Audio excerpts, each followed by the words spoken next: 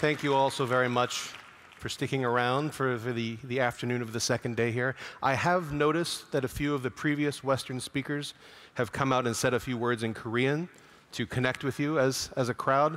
I felt that I should probably do the same. So, Nai hobu kura putenayam chonguro kareok chaeseo,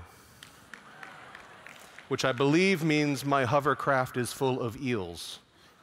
I apologize to the very nice woman who was translating this because she thought she would have to translate my English, not my Korean. On the morning of May 3rd, just a few weeks ago, the earth shook in Los Angeles. There was an earthquake. It's not the first time there's been an earthquake. It's part of life in Southern California. But nonetheless, when the earth starts shaking at 4:07 in the morning, you're awoken, you're pretty nervous, you want to know what's going on. People in Southern California have always wondered, is this the big one? Is this the earthquake that's going to, take out the city, do a lot of damage? As it happened, this was not that earthquake, but nonetheless, it was a moment when news was necessary, when people needed to have information and context, and to have it quickly. As it happens, at 4:07 in the morning, there are very few people in the newsroom of the Los Angeles Times, the major newspaper in Los Angeles. But there was one bright young reporter who had only been there at the Times for a short period of time, who was there and available to write a story very quickly, a story that only took 4 minutes from the moment that the earthquake began to the time it was posted on the newspaper's website, a remarkable performance. And what was interesting about this is that the author of this piece, the reporter, was not a human being. It was actually QuakeBot. QuakeBot is an algorithm, a program that was written by a Los Angeles Times journalist who realized that whenever there's an earthquake, the data about that earthquake, the magnitude of the quake, the location of the quake, how far down into the Earth's crust the quake was centered, is all posted on the United States Geological Survey website.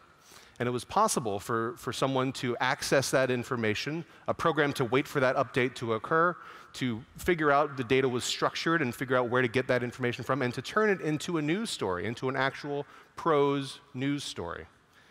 Now, if you've ever met any journalists, you know that they are not without ego. Journalists like to discuss about how they deserve credit for things. There are often fights over things like bylines, who gets credit for a story. But you'll notice here in this story that later on in the day, an actual human being contributed to the story, added more context, added more information. But the human being only got the contributed to this report line. The bot kept the byline. Later on that very same day, across the continent in New York, someone at the New York Times pressed publish on a news story that was about a very important issue. The issue is income mobility.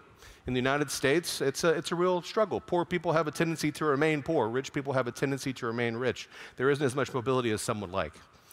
This story was about a very interesting data set that had been gathered together by a set of Harvard researchers who had looked at how location, where you grew up, influenced your ability to come up out of poverty.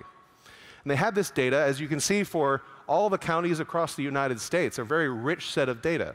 But they wanted to make sure that the readers of this story would want to check and see what happened in their hometown, for example. They did an interesting thing. They used the fact that anyone who was visiting a web page on the internet has an IP address that is connected to a specific location. They used that to actually change the story. So if, for example, you were reading this story in my hometown of Rayne, Louisiana, which is in Acadia Parish, Louisiana, the text of the story was actually different for you. The actual text of the story changed algorithmically. This meant that there were essentially 3,000 different versions of this story that were available to readers. Do we have any baseball fans here? Shu-Sin Chu is having a pretty good season with the Rangers. He's getting better. He had a little slump there. Baseball is a wonderful sport, and a sport that can be very easily broken down into its constituent parts. A game has 9 innings. The innings have 3 outs. The outs are attached to at-bats and plate appearances and even individual pitches. It's a game that can be decoded and encoded into a scoring system, as opposed to, say, basketball, where there's all this constant fluid motion that's really hard to get down on paper. In the United States, we have 30 Major League Baseball teams, and they all get lots of attention, but we also have hundreds of college baseball teams, and often there are no reporters there to cover the college baseball games. So the Associated Press later this month is going to start doing something interesting. They've hired a firm based in North Carolina called Automated Insights. And what Automated Insights does is they're going to be writing automatically generated, bot-driven stories of college baseball games. The Associated Press doesn't have enough reporters to go to all these games and to cover them themselves. But instead, they're going to use the data created by the game to create journalism. Now, all of these fall under the larger rubric of robot journalism.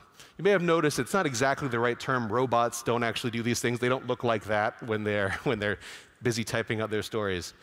But what I want to talk to you today is about this broader issue, the ways in which data is changing journalism.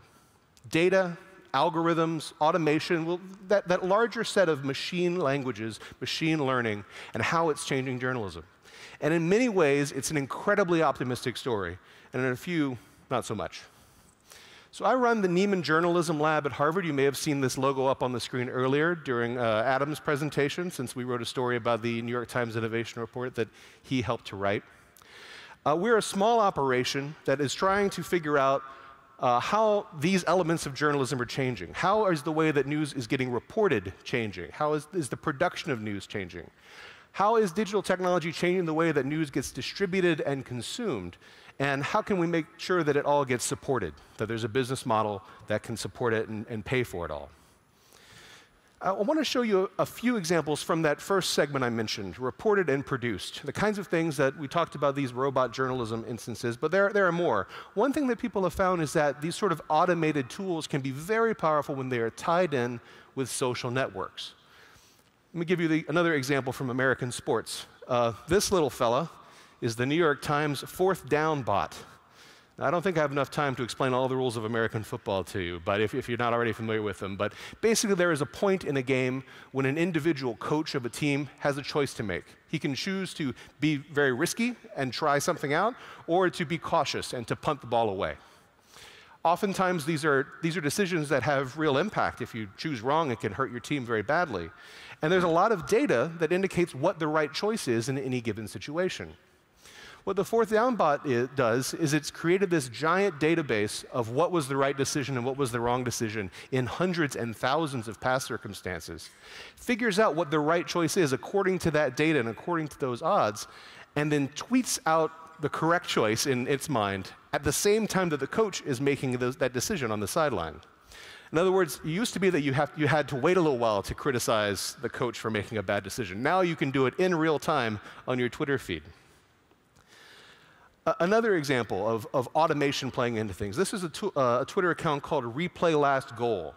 In the World Cup last summer, whenever someone would score a goal, a team would score a goal, this gentleman, Xavier Damen, who was one of the co-founders of Storify, another news startup, found a way to capture a live stream of the video, used a different service to figure out when a goal was scored, then to immediately record the previous 15 to 20 seconds of video that captured when the goal happened, and then to upload it and tweet it out. So you could get alerted in real time with no humans involved whenever a goal was scored for your team or some other team. All this happening through automation. One other area where data is really having a big impact in the production and reporting of journalism is in data visualization. If you're like most people, you've probably noticed that the charts and graphs and interactive elements on news sites are much more, that you see today, are more ambitious than they would have been just a few years ago. This is a wonderful interactive animation. I'm sorry I can't show the interactiveness, but just picture this graph zooming around and swooping in and changing at your behest.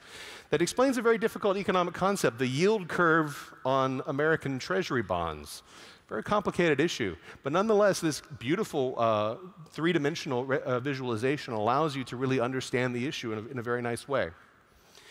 We've seen a lot of advances in mapping. This is a set of maps showing how the stop and frisk policy in New York was changed very radically from 2012 to 2013. Really substantial changes that you could write a story about it, but showing them in map form really communicates the point very clearly and encourages engagement. One thing that a lot of news organizations have found is that their interactive graphics are often the most viewed or the most shared elements on their website because people love them. show one other example. When the Obama-Romney election happened, we have a pretty bizarre electoral system in the United States. I'm sorry that you probably have to know some things about it, but every state decides its own winner of the presidential race, then you do the math to add it all together. That means that it can be very confusing to people to figure out where a poll lead really might translate into a victory. This is a decision tree that the New York Times posted right immediately before the election, showing what an individual choice in an individual state would impact the overall election. These are just a few broad examples, but data visualization is an amazing field that is growing rapidly and is really helping engage people with journalism. And aside from that, there's also the broader issue of just data journalism, the ways in which investigative reporting of the sort that Lowell Bergman talked about today can often be really beautifully, efficiently done through the use of large data sets. Just from my own case, before I started Nieman Lab in 2008, I was a reporter at the Dallas Morning News, and I did a series of stories with a couple colleagues looking at cheating on the state exams that all students have to take. And it turns out in a number of schools, educators, teachers, and principals were doctoring the results. We were able to find this out and to analyze it by doing a massive data analysis, looking at every individual answer sheet of how every student answered every question across the state of Texas, a state of over 20 million people. And it was only the ability to do that at that sort of large scale that allowed us to see where the clusters of cheating activity were happening. The possibilities of data for reporting are just about endless. We're going to have better skills. We're going to have better tools. It's a very bright future. I wish I could say the same thing about how journalism is distributed and consumed. The questions there are a little bit darker, hence the frowny face.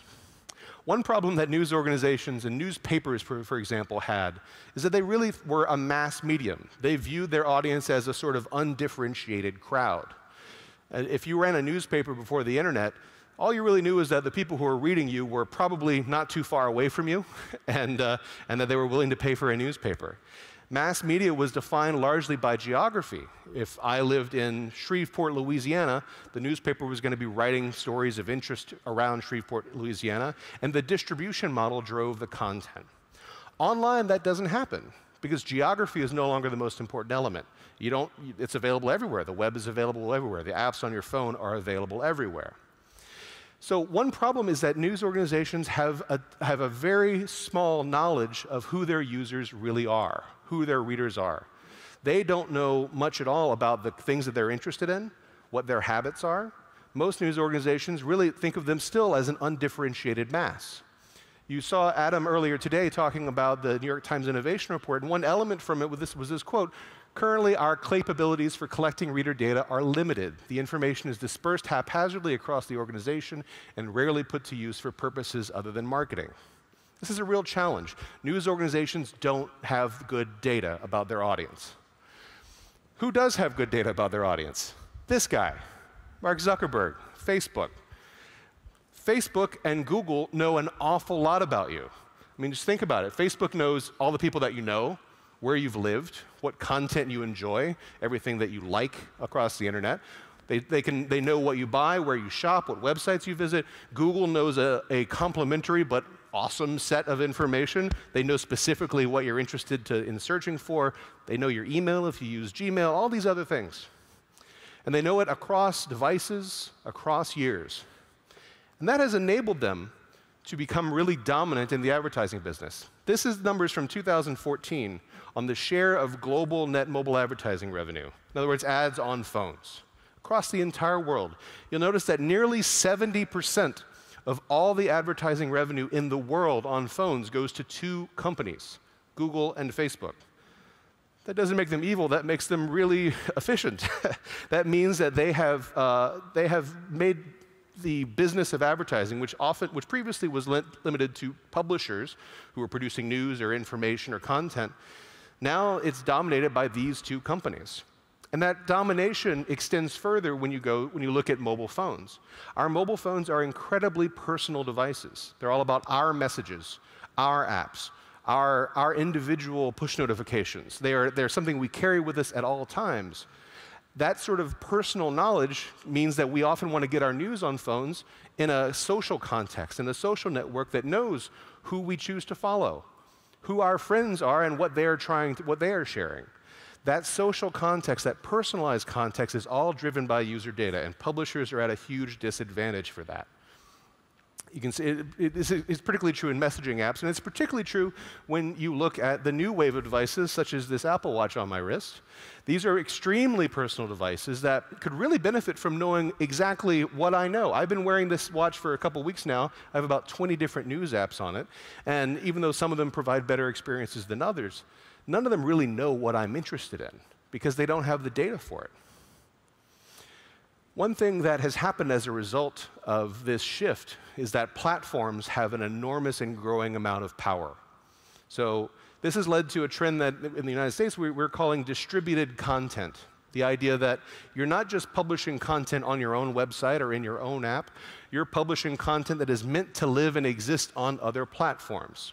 So in the United States, Snapchat, the very popular chat application for young people, all of these premium publishers, CNN, ESPN, the Food Network, National Geographic, publish content into Snapchat's app. It's native to the app, and they've had enormous viewership and revenue numbers from that. You've already seen this slide if you've been paying attention for the last day and a half. Facebook's instant articles are another version of this. Another instance where the dominant force that controls the platform, that is able to control both attention and data, has convinced publishers, don't even put this on your website only, publish it directly inside Facebook, and we'll promise that we'll have a better experience. And on net, it's probably a good choice for publishers to go along with this, but it is an absolute reminder that the war between platforms and publishers is increasingly being won by platforms. I know that's militant phrasing of that. It doesn't have to be a war, but nonetheless, there are winners and there are losers in this. So what can publishers do? There are a few options. They can invest in having better sources of data about their readers. They can hire more data analysts. They can create better internal analytics tools. They can also work together. The Pangaea Alliance is a new outfit that was put together by a number of European publishers, including The Guardian and the Financial Times. And what they're going to be doing now is they're going to be sharing data that they know about their readers with one another. So even if the Financial Times doesn't have enough information to really target its products towards you or to target you via advertisers, maybe with the extra information from The Guardian or The Economist or some other platform, you might be able to do that better. You're still not going to beat Facebook and Google, but you might get a little bit closer. So if you're a publisher, if you're a news organization, you need to invest in data. You need to realize that this is another battlefront that you need to be fighting on. More sharing internally and externally of the sort that the New York Times Innovation Report mentioned. And if you're a reader, it's really a time to support your favorite news providers. In the United States, 10 years ago, the newspaper business generated about $50 billion a year in print advertising, 50. This year, they'll probably generate around $15 billion, 15. That's a huge drop in just 10 years. That drop is likely to continue. We are put onto these digital platforms, and at the moment, publishers, the folks who actually generate the content that you enjoy reading, are not at an advantage. They are facing some difficult choices. So if you value the kind of news that you get from your favorite publisher, support them. If you can support them by paying them money, they would love that. If you can't do that, or they don't want you to do that, then you can support them by answering their surveys when they ask for information about you, by agreeing to register for their service so that they have a better idea of who you are. In other words, we're facing a really significant struggle. While data is providing all these wonderful opportunities for visualization and robot journalism and all these new things, these new experiences that could not have been imagined before, at the same time, data is having this difficult impact. And I think if we want good news and good publishing to continue, we should go out and support our publishers. Thank you very much.